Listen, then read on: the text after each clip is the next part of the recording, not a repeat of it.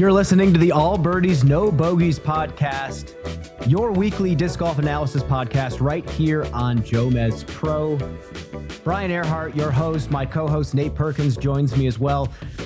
Nate, this is episode 2. The pilot just happened.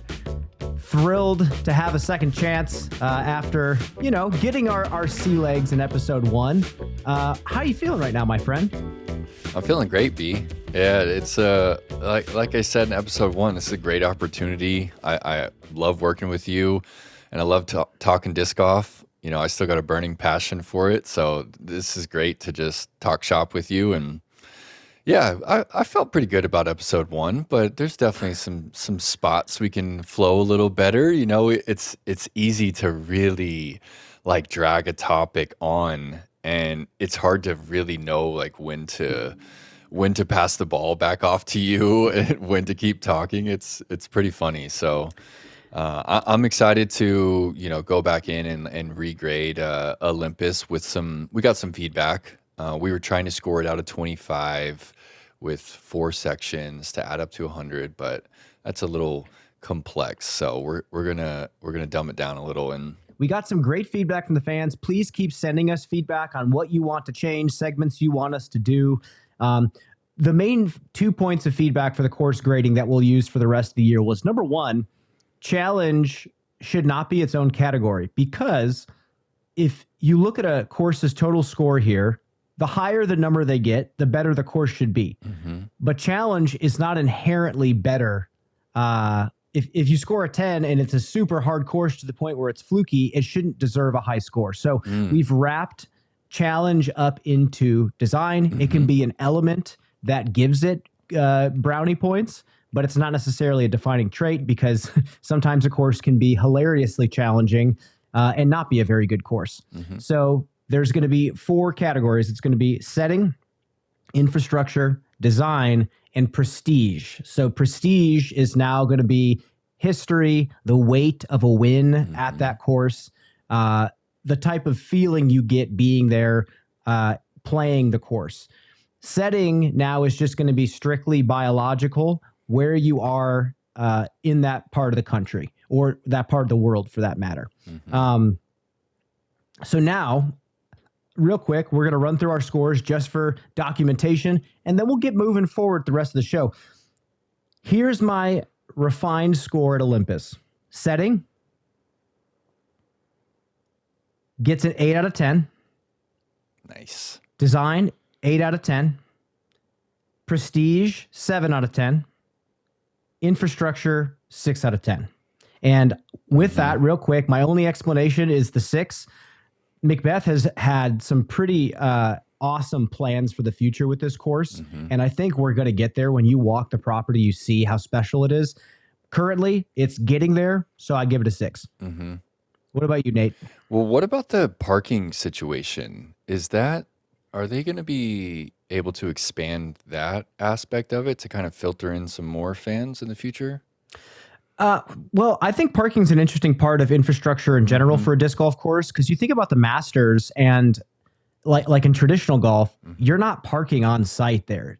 People are opening up their driveways to privatize parking. Pay $20 to park in my driveway, that kind of stuff. And wow. I wouldn't say it takes away from the infrastructure of the course. So if it has parking on site on the Disc Golf Pro Tour, amazing. But there's also great shuttle systems that are pretty standard across the sports world that we implement from time to time when we need to. I think Smugs is a great example of that as well. Mm-hmm. So I'm not going to factor in parking too much into what I grade. Yeah, mine's really similar to yours, Brian. Setting, 9. Absolutely loved the live oaks and the palms and the little tufts of sawgrass. Design, 7. I think that it's still getting a 7 for me because of some of the redundancy of a couple of those blind shots where you don't quite see the landing zones. Not quite enough golf for me. I mean, the par is plenty high, but there's just, I think there could be another par 5 on the front where you really have to think about your landing zone, twice in the same hole. And then prestige for me is an 8. I think there's a lot of history here with the throw down the mountain, and even True. before that, Climo talking about playing this course in the late 90s, and just the way that the course has kind of developed over the years. And for a while, it didn't really seem like it would be possible to have a Pro Tour event here, but now it's the first one of the year, and I think that there's a lot of weight to winning that first one.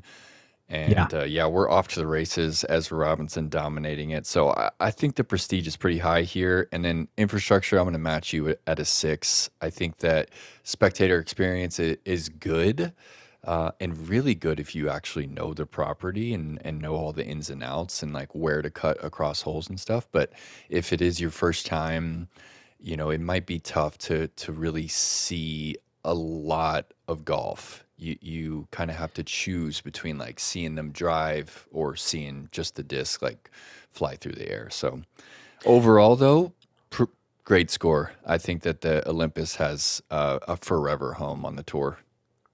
100%. I fully agree with you. And I'm interested now that we've kind of got our bearings, we've got our grading system kind of locked in. I'm interested to see what courses are actually scoring, because some categories, I think of infrastructure, I don't know if a 10 out of 10 exists yet. So we'll see. I'd love to be proven wrong. But Nate, we got to move on. Yeah. So much more disc golf. We got a WACO preview at the end. I know this is an off week right now, but lots to talk about. You and I both know you play a disc golf pro tour event, you play a major. Sometimes there's an off week getting to the next stop. Everybody seems to do a little something different. You go play a small tournament here, you know somebody in that town, you hang out with some friends and family, play the B tier. Oh, you want to go to the A tier that's right next door to the pro tour event the next week. It happens. We got some players dispersing a little bit, coming from Florida, heading out to Texas. Nate, talk about what you're seeing and what you're hearing from the players out there. Yeah, I think that it's always been a fun part of the game for me, is to kind of just check PDGA and just kind of track where players are headed and where I want to really head. Like where's the big payout the next weekend? Where's like a fun course to play, good community? Maybe I can sell some discs to the local club at their league. And it's really cool to see where players, disperse to. And this week, I'm following some players out of Brooksville, Florida, and the closest like really big tournament is actually an A tier in Mobile, Alabama. So we're talking, 6.5 hour drive, half day drive. A lot of those players are probably getting there Sunday night, and they have a full week to kind of mess around in Mobile. So players like Casey White, Paul Kranz, Clay Edwards, Marweed, Linus Carlson, Jakub Simmerod, they're all cruising into Mobile, Alabama to try and beat one of the best disc golfers all time at one of his home courses. And that, of course, is Matty Roll Tide Oram.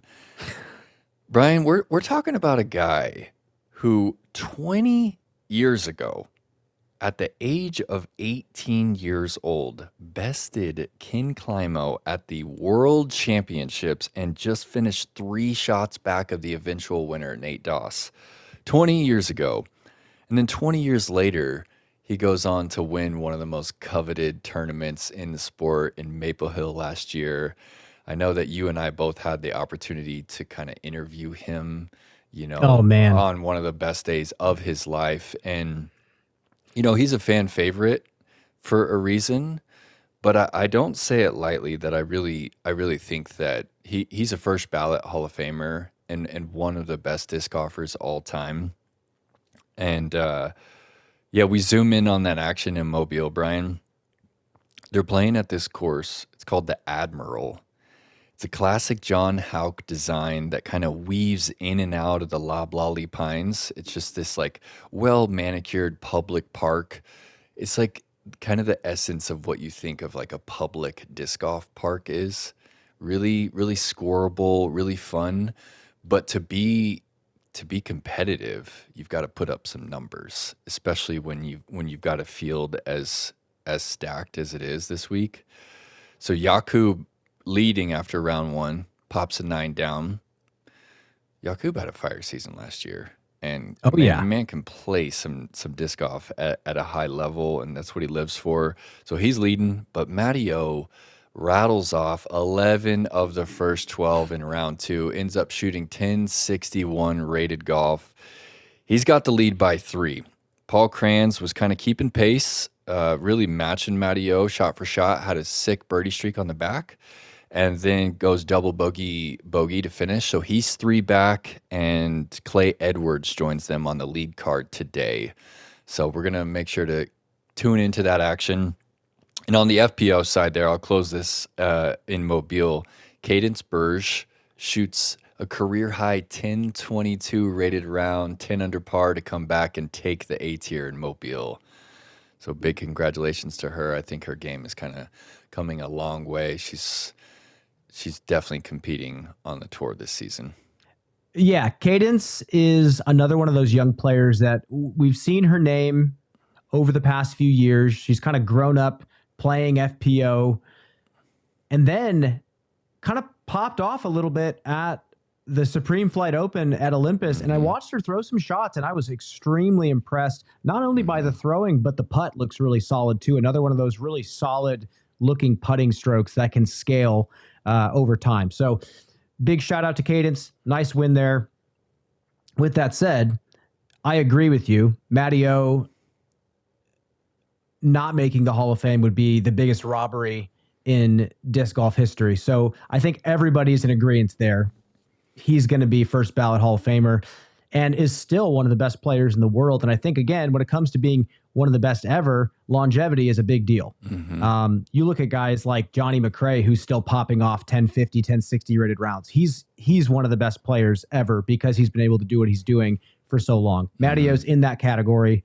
And also, he's moved into the professional, like, media side of disc golf so effortlessly. He played all these big tournaments back in the day when there was next to no coverage of these events. And then now that, we have cameras following the players every weekend now, he shines when the cameras are on him. He understands what's asked of a professional athlete as an entertainer. He's just done all the right things. And again, after the MVP Open, I got him on the green of 18, and I think it's one of the best interviews I've gotten to do in my career. And then you got to take him after for the Tournament Central interview. And when you told him that the total payout he had just won, he about lost his eyes. They like popped out of his head and fell on the floor. He's just like hugging me. I'm like, let's go, dude. Let's go. We got 20 G's. Oh, and and to a touring player that's not making $1 million contract, that's a big deal. And the last thing I'll say about the Admiral and the course that they're playing on right now, Loblolly Pines are potentially my all-time favorite disc golf tree. Yeah. Because when you play a course that's littered with loblollies, there's not a ton of underbrush between the trees. And that's what I love. You can play this John Houck style of golf where you kick off into the rough.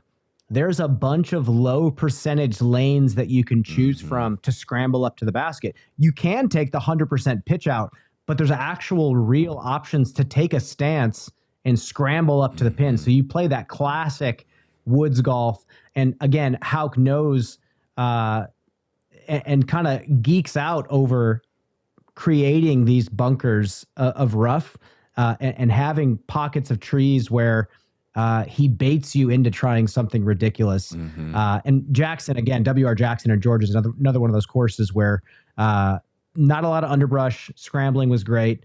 This area of the country is just prime for disc golf. I hope we can get some sort of big pro tour event out there in Alabama because that golf is severely underrated. Moving on, though, a lot of players continued out west towards Texas. Yep. Some players went out to the Go Throw event that we'll talk about in just a bit. But what else is happening out there in West Texas?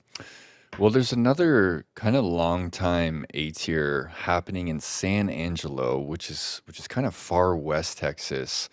So we're talking 20 hours from Brooksville to San Angelo, which is just, 2 full days of driving.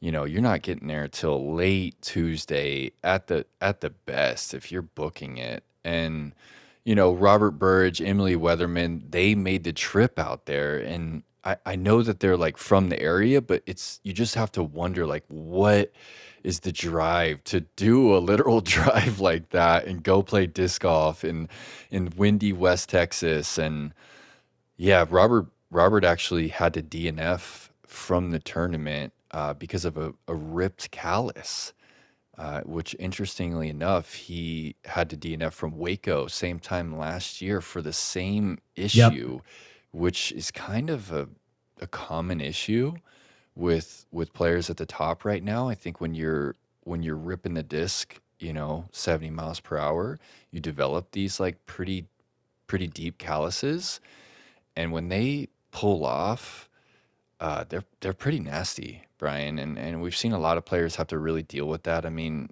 Casey White at the major last year pulled the callus off and just derailed from that tournament, Champions Cup.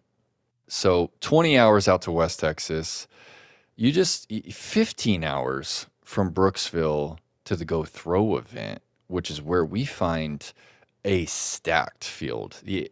Absolutely the most stacked field that we have on the weekend. And they're headed to a pretty sweet course, Brian. It's called the Hideaway. It's been around 5, maybe 7 years now. Actually, Matt Jara helped design that course out there. And it's a private course. It's pay to play.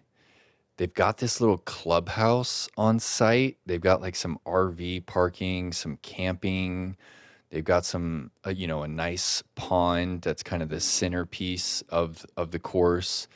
And then it's classic, just North Texas disc golf. I mean, it is just, it's short pin oaks and live oaks that create really technical lines, so that the first part of the Roadrunner course is just highly technical. I'm talking like, you've got to choose between a 4-foot gap and a 5-foot gap for, to find the pure line up to the pin. Just that type of golf that we've seen in the past, that courses like VPO, where to really score well, you just have to be such a grinder. And I want to drop some round one stats on you, Brian. Are you ready for these stats? I would love to hear it, because the conditions out there are pretty wild. Listen to this, dude. Okay, I've got 5 players in the MPO division. All right. 2021 world champ James Conrad. We got nasty Noah Meintsma, who just took down a $5,000 Silver Series last year at the Mary Sunshine Classic. Adam Hammies, who just got top 10 at the Supreme Flight. Chris Clean Clemens, and 2018 world champion Greg Barsby. All right, 5 heater players. They combined to shoot 49 over par. This is in one round. We're 49 over par. I mean, boy. James is my best friend in the whole world, but I'm going to pick on him a little bit. This is probably his highest rated or highest round to par ever in his career. He shot 12 over. Noah 11, Adam 9, Chris 9, Greg 8. 49 over par, Brian. To me, that says that the conditions were just borderline unplayable. And I'm watching some of that coverage this morning. We're talking 1.5 inches of like the thickest clay mud.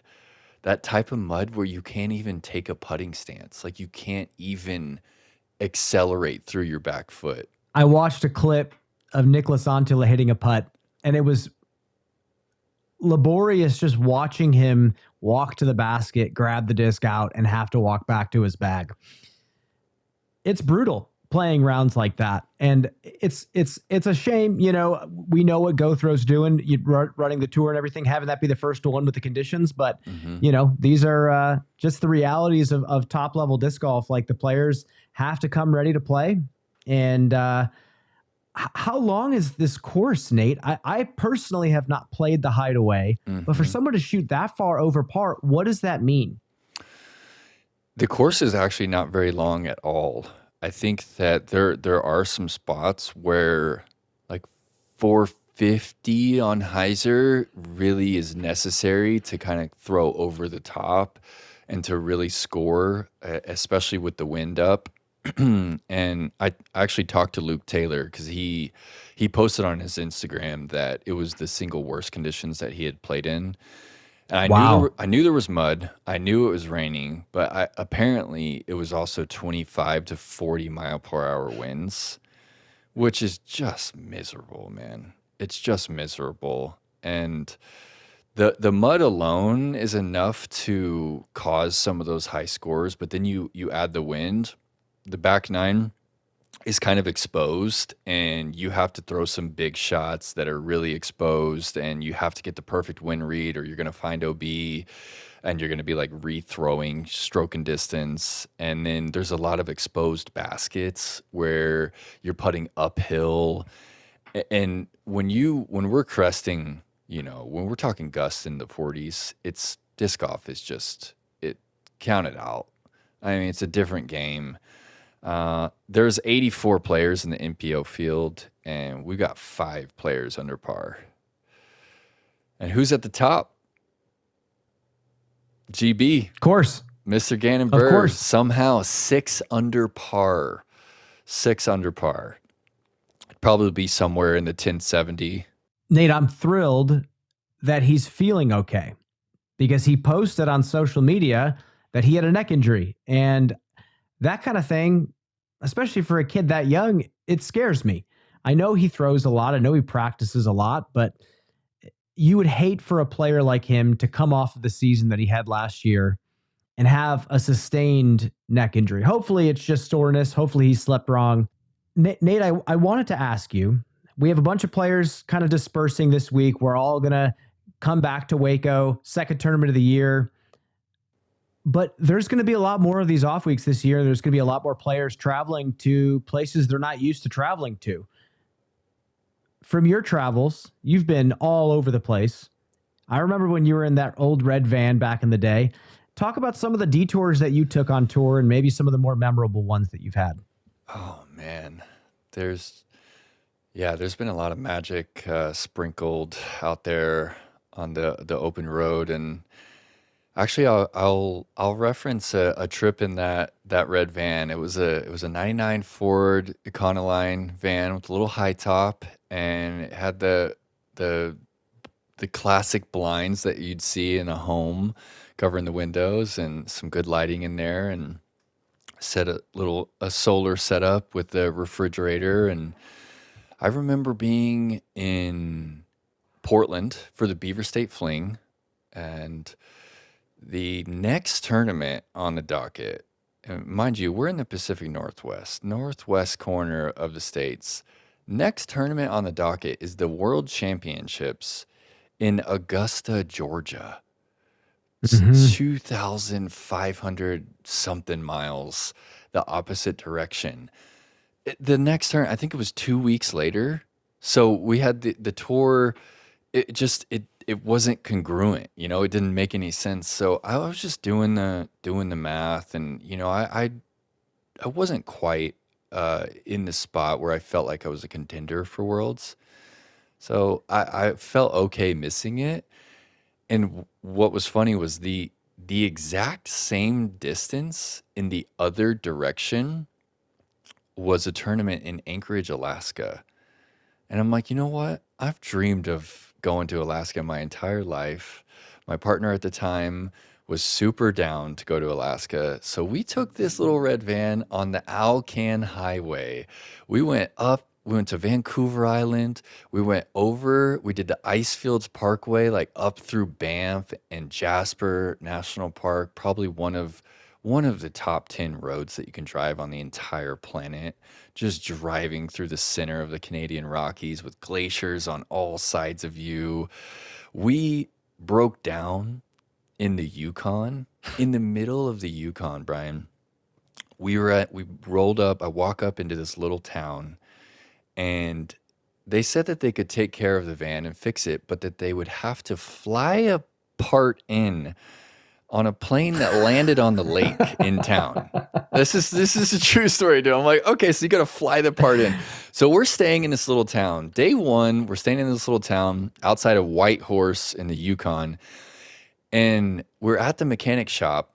And all of a sudden there's this big hoorah. There's a big celebration because there's this classic turn heading into town where the 18-wheelers that are carrying the groceries, they like to slide and tip over and wreck. And what happens? They like that. What happens when those 18-wheelers wreck with the groceries is that those groceries they're done. They can't sell them legally anymore, so they just give it out to the town.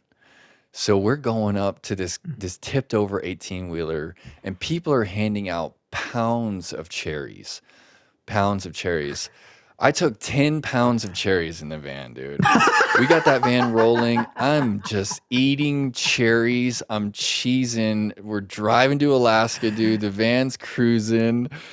We're seeing bears around every corner. It was the trip of a lifetime, man. I ended up catching some salmon in the Russian River in Alaska. I'm like carrying some salmon on my back, like literally smelling bears all around me, like scared for my life. Like we'll never forget interacting with the grizzly bear, like down by the river with some other Alaskan fishermen with like big 45 caliber guns on their chests. Like, we got you, dude. Don't worry. The bears aren't going to bother you. We won't bother them.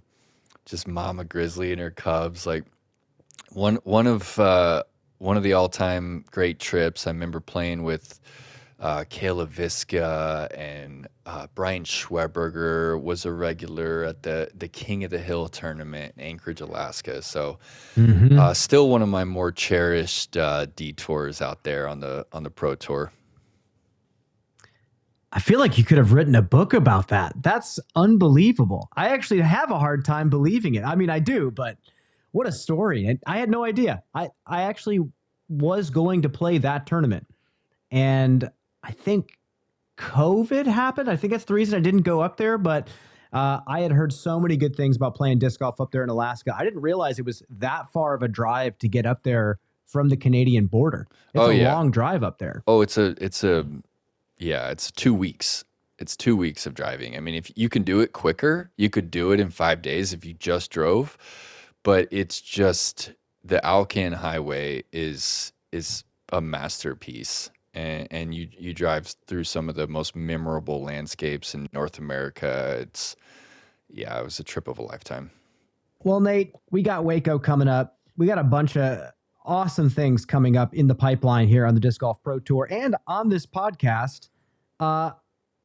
Let's talk about WACO. Shortest course on tour. Is it? I believe it's 7,800 feet. Mm-hmm. We are moving away from the old hole 16, which was a short par 3 that was along the water. We're going back to the original hole 15, which has the power boxes. I believe that area is now going to be out of bounds. Okay. But yeah, we're back to this course. Nate, you've done pretty well at WACO. Mm-hmm. What are your thoughts on this place? Yeah, WACO is really anyone's game, Brian. And I think a lot of that does have to do with the distance. I think that if you're on the Pro Tour this day and age, you can birdie every single hole out there. And half of those holes you can birdie in your sleep. It's about being in the right state of mind and putting it all together. And honestly, I feel while it's anyone's game, I feel like a course like this, it's really tough to separate yourself because the number of mistakes that you can make and still be in contention is, I mean, a handful across the entire tournament. I think that this year's winner is going to be pushing 40 under par through 3 rounds if conditions hold up and we don't get another big system in Texas. If it's calm out there and it's not muddy and there's not a lot of rain, we're talking you're going to have to average 12, 13 under par to be in the mix, which is just, it's difficult. Even if the even if the holes are wide open, that's still a difficult level of play to maintain. So in that sense, I think that Waco is still a very entertaining course for me to watch, even with it being that short, because you get to watch these players really have to maintain a near perfect level of play to be in the mix. I like this place. I know it's got some polarizing opinions. I know some people love it, some people don't love it as much. Mm-hmm. It's an interesting course from a competitive standpoint. Like you said, you get a lot of scores bunched up towards the top. We've seen some playoffs here. I believe we've seen some three-way playoffs as well. A lot of people gunning for the win here that can win a tournament. We've had a lot of different winners out here because of that. Mm-hmm. But every hole is gettable. There's not like one hole, maybe 9, where you step up and you're like, okay, if I get a birdie, this is going to be really, really special. But I'm probably not going to birdie all 3 rounds. But you can play Waco and get through 5 holes. You know, hole 1, the wind shoves your disc down, you're 40 feet short. You're not going to run the putt because of the slope and the OB. Par. Next hole, you throw your drive, you hit a tree early, you don't get up and down because the wind's 25 miles an hour. That's another one. Hole 3, you don't get up on the ridge. That's easy one to par as well. Mm-hmm. You have these holes where the baskets are right dangling in front of you, but you can go 4 or 5 holes and go, wow, I'm even par still. And then if you are wanting to tempt fate, you can check scores and someone's going to be perfect through that stretch. Every time. And every single time.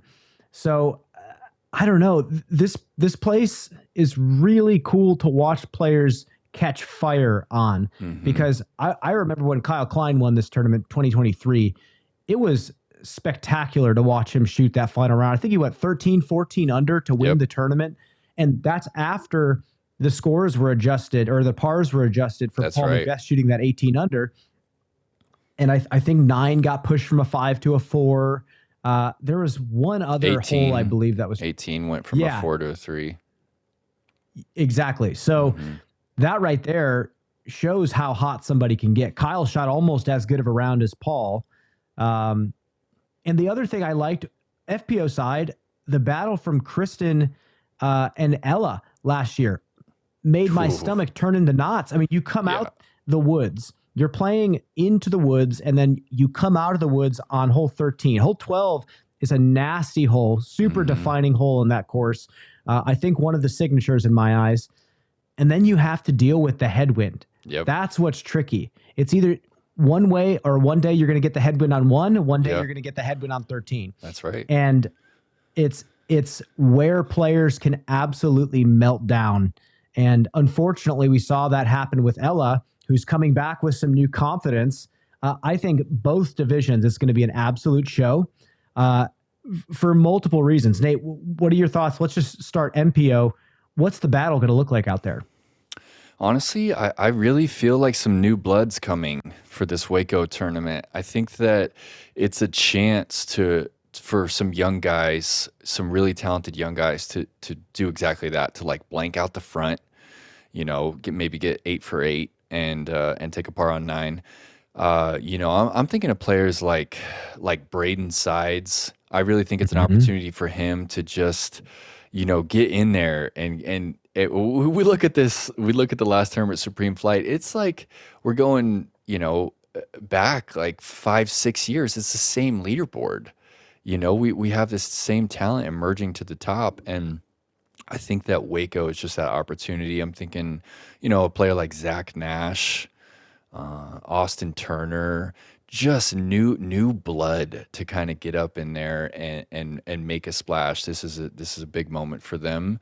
And then FPO side, man, it's great to have Kristen back. I think that it's only going to elevate the field and really anyone's game. I'd really love to see Kat Merch kind of lay down the hammer there.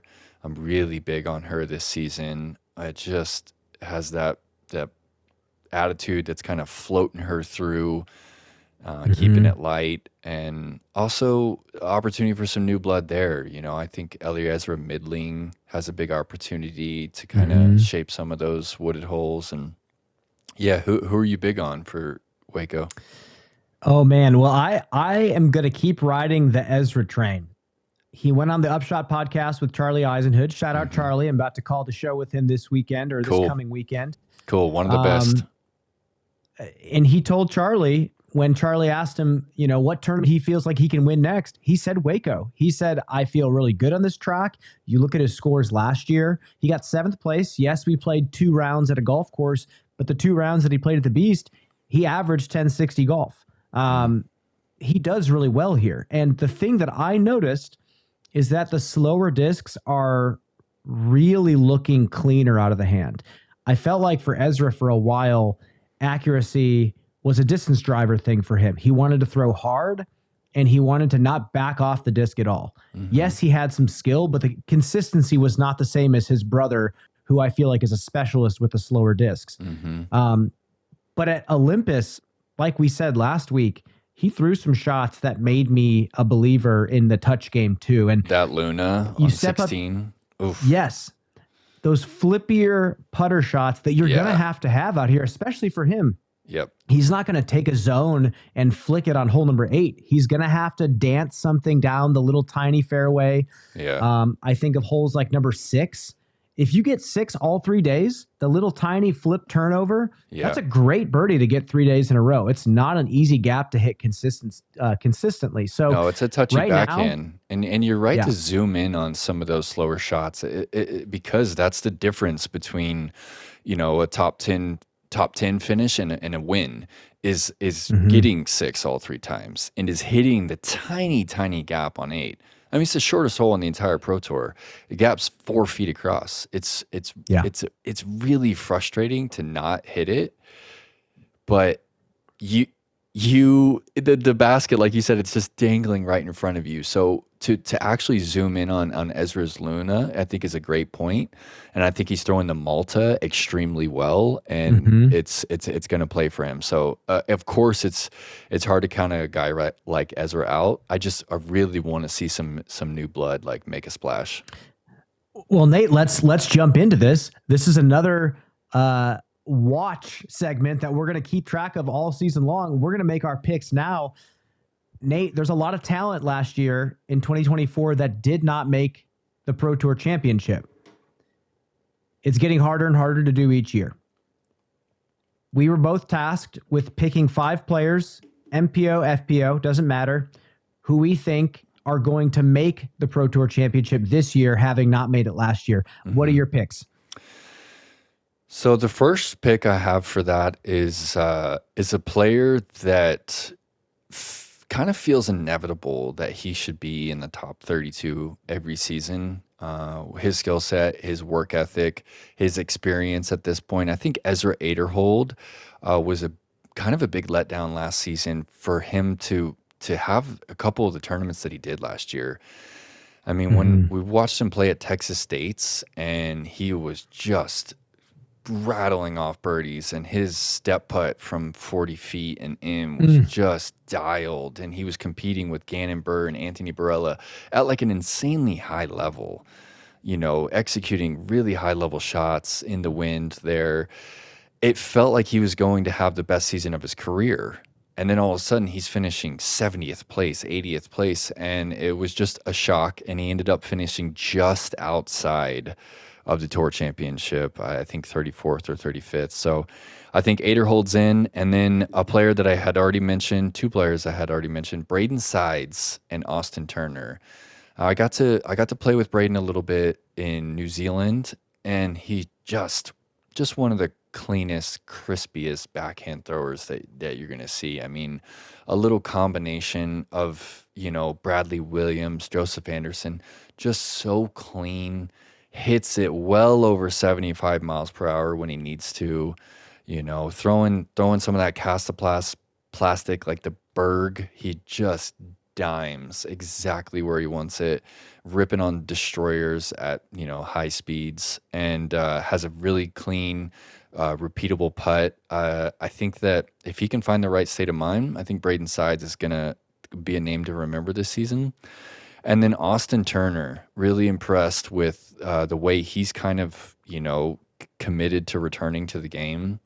Obviously a hard worker in the gym, looks extremely fit, and he just has some intensity about him. He's ripping the disc. I think probably one of the best, most premier throwing lefties, both backhand and forehand. I see some of his shots on Instagram, and they're just mind blowing, like full rips, aces at the 450 range. So I think Turner has a lot to say for this season. He's on the lead card at Go Throw this week, so we're going to get to see him on that premium post-produced coverage and get a good look at what he's bringing to the table. And then I'm going to move into FPO. Eliezer Midling and Sophia Donica. I think Eliezer, I got to see her play twice at Supreme Flight Open. We got to commentate on her 2 years ago at Rochester, and she was that distance gal. You know, she was a player who was like cruising into the 500-foot realm, one of the few FPO players all time who have ever done that. And as you noted, she kind of adjusted her tilt on her backhand reach back. So I think she's really in a better place as far as control. And yeah, she's smashing some putts from distance, has good pace. And then Donica is just a thoroughbred athlete. Finishes top 10 or right outside it at Supreme Flight, and is just having fun with the game. And I think is becoming a well-rounded player. And if she chooses to play enough events this year, I think she's going to cruise into the Tour Championship. Who you got? Well, Nate, we have some similar players. Sweet. And I'm fine with that. Just know, players that we share, we're rooting for you. You can't let us down now. So I'm going to go to my list here. I also want Austin Turner. And I say this for a little bit different reason than you. I've always known Austin to be one of the most talented lefties ever. I still think Devin Owens is the best left-handed player Sick. ever. He's the highest level lefty I've ever seen. But Austin, I think, has the highest ceiling. And I think now that he's kind of transitioned away from, manufacturer sponsors, he's thrown a mixed bag. He's working a lot with Another Round Disc Golf here in Charlotte. They're doing a lot of content creation. They're, like you said, they're running aces. But when you're out there running aces, you are putting in the reps time and time again.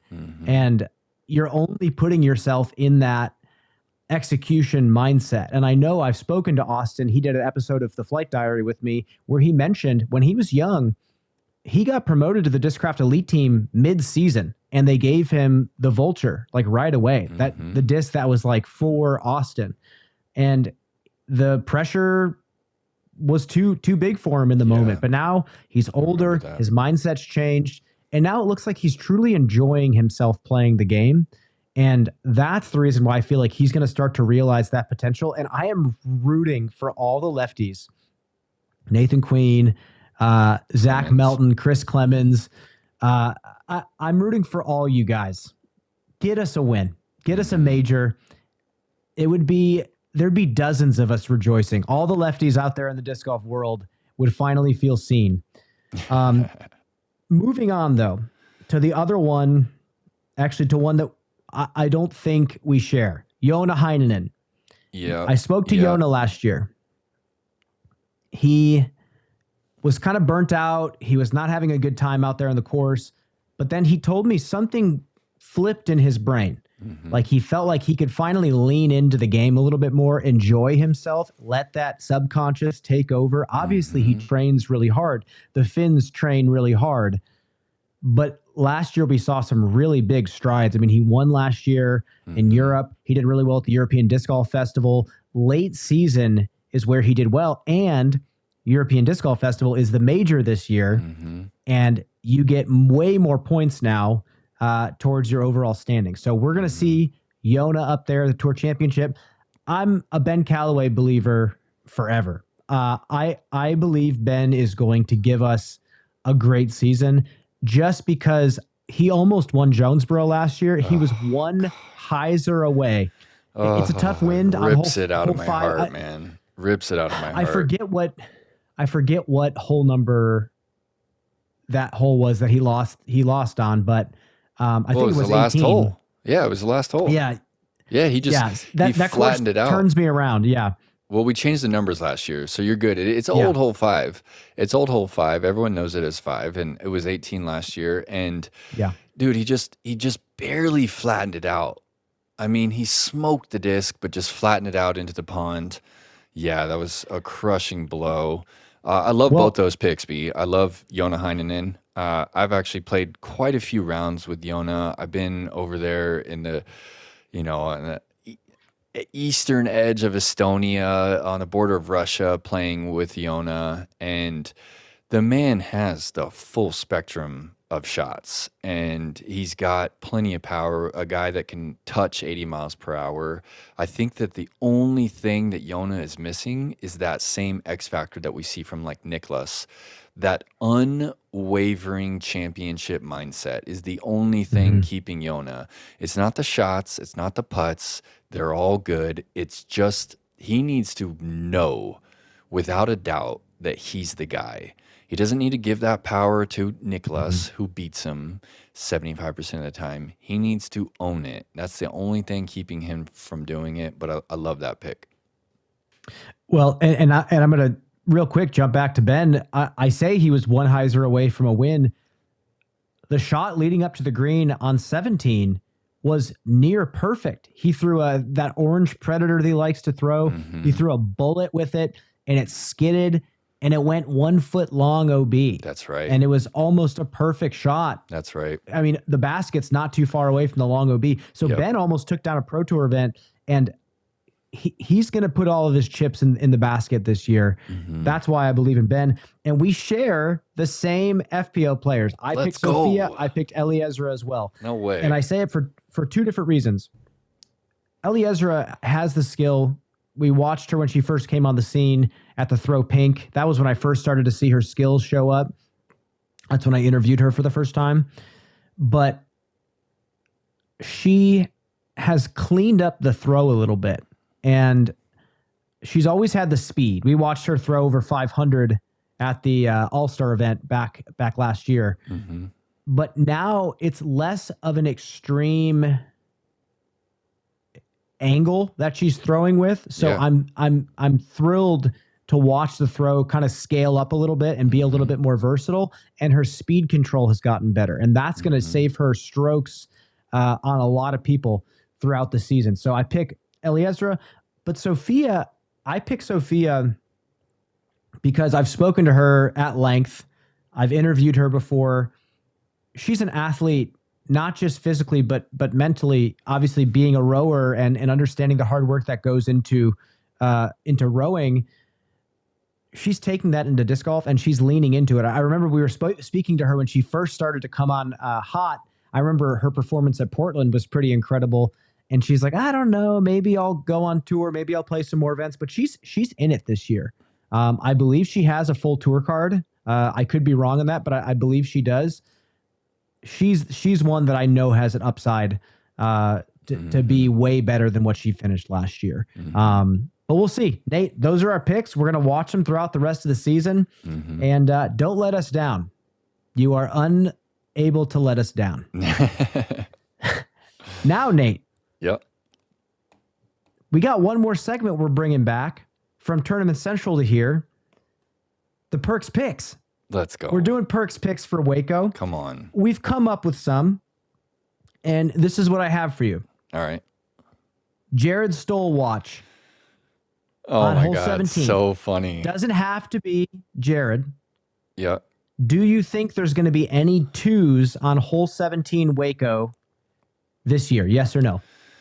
Man, we're talking a near 500 foot, probably 475 thumber. I honestly think that Jared Stoll has kind of evolved away from the guy to attempt it. So I'm going to go no twos on 17 this year. I think everyone's there to play some golf. And barring a throw-in, I don't think we'll see an eagle. You know, it was a historic moment last year when on Tournament Central we had this, and Jake Wolf and Jared are the only guys that are going tomahawk, I believe. There might be some this year. But Jake told me he wasn't even going for it. And then when we finally counted out Jared, he ran over to the booth and told us that he proved us wrong and got the eagle. So I'm just going to say there's going to be a 2. I'm going to say yes. I'm going to take the riskier play. Again, throughout the rest of the year, if you did not pay attention to Tournament Central, which we don't blame you for, it's all good. Halftime shows are rough sometimes, but we get points if we get them right. We have picks throughout the season. If you have some that you want us to use for future tournaments, let us know. We'd be more than happy to put these on there. But you get a point if you get it right, and that's it. Running tally throughout the year. Next one, Nate. Hey, who won last year? Ezra Robinson. I can't remember who won. Oh, no, you got me. You absolutely destroyed me. Okay, cool. Ezra Robinson, he got 7th place last year. Mm-hmm. Better or worse than a top 10 finish? Oh, just zero doubts. Top 10 slam dunk. I think there's nothing outside of an injury that would keep Ezra out of the top 10 there. You know, I said I was an Ezra believer. I think about players that have gotten their first win and how they perform in the next tournament. I remember Isaac, I believe, didn't have a great finish after his first win. I believe Kyle Klein had a similar thing happen to him.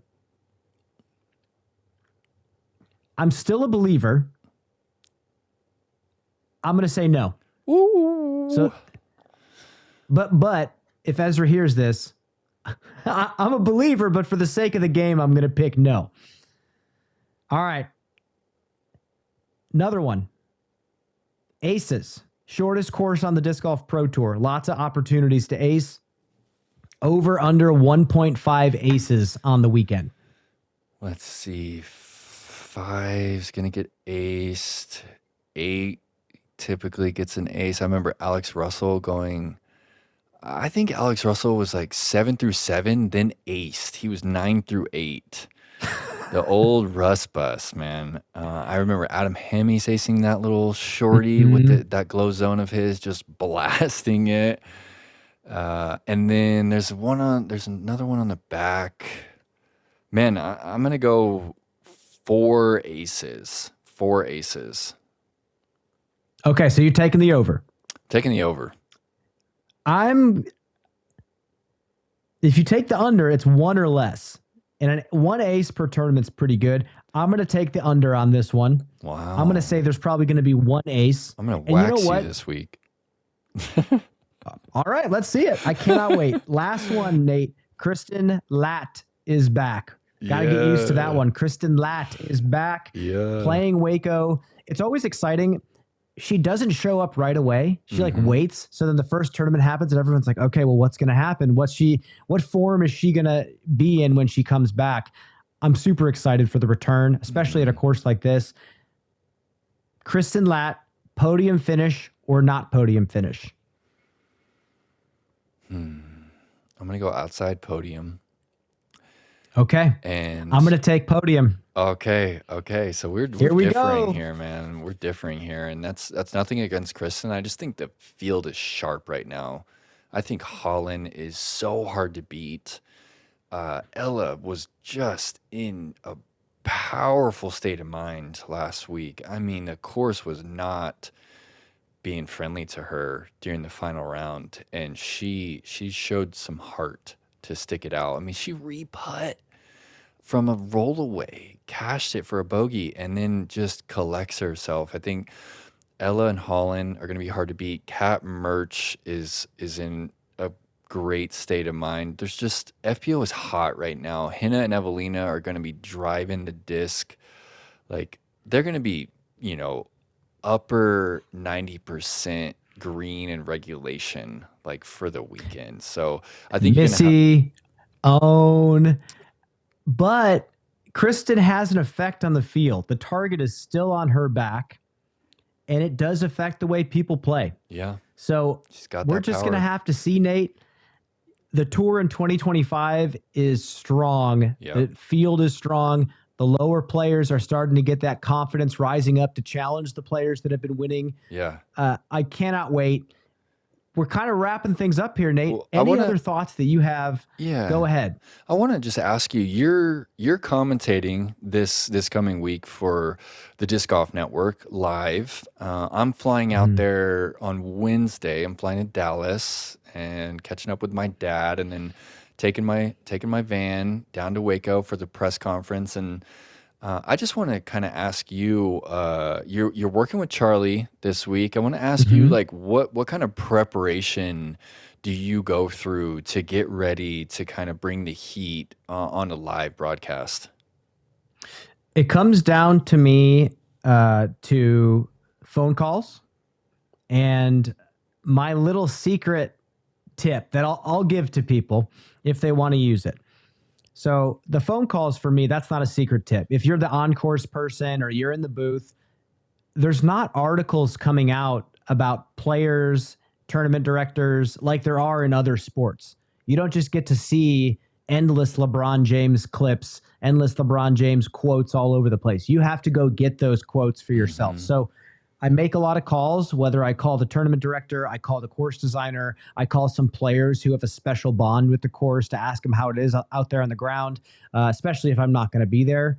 But then there's a lot of players going on disc golf podcasts all over the place. I can't consume 20 hours of podcasts a week. I got to do my own podcasting and my own job. So I will take transcripts of the podcasts and I'll summarize them. And that's how I study some of the stuff that players say. Dope. And I'm able to like build my little list of quotes that players said. Yeah. If they post anything on social media, I'm pulling quotes and putting it into my little list to make sure that we have fuel behind, certain things that we say. And then, the rest is just making sure you have your list of stats that are relevant. You kind of go through your list of who you think the players who are going to win are. And then you look at their past performances on these courses. You look at their statistics the past few weeks. That's kind of how it goes. I mean, just as well as I do, the blueprint is still being laid out for disc golf commentary. You talk to some other big time broadcasters and they go, oh yeah, well, I have a kid who like pretty much spends all of his time gathering stats for me to like go off of. That's or like sick. Gathering relevant articles, and like they have teams of people to silver platter the show for them. Not saying that they're lazy. These people are brilliant that do the big time broadcast, but we're kind of having to do a little bit of both to at least have something that's somewhat palatable when we're on camera. So that's kind of my practice. That's cool, man. Working on a few things this week. But come Monday, Tuesday, that's going to be my big research day. And this is such an awesome tournament to call, Nate. And I think I'm actually going to wax you on the Perk. I'm pretty stoked on this. Let's go. And, hey, make sure to send it down to your boy Perk. Talk to me. I want to talk wind like all day. It's the biggest factor in our game, and I think we could always address it more. I think that's the last words as the fan I want to hear is like, what is the wind doing on this shot? Like, what are they trying to hit? And it's kind of fun to be the on course, and you get sent down and you just have like 10 seconds to like put some words out there to kind of try and paint the picture. So make sure to send it on down to your boy. And I'm stoked to be joining you guys. I love you and Charlie in the booth. I think that you're one of the better teams that the network has. So really excited. Thank you, brother. I'm excited to be a part of the broadcast. And this was a fun chat, Brian. Well, folks, for myself, Brian Earhart, Nate Perkins, that's all Birdies, No Bogeys for you this week, episode number 2. We will see you at the WACO Annual Charity Open, the second event on the Disc Golf Pro Tour in 2025. So long, folks.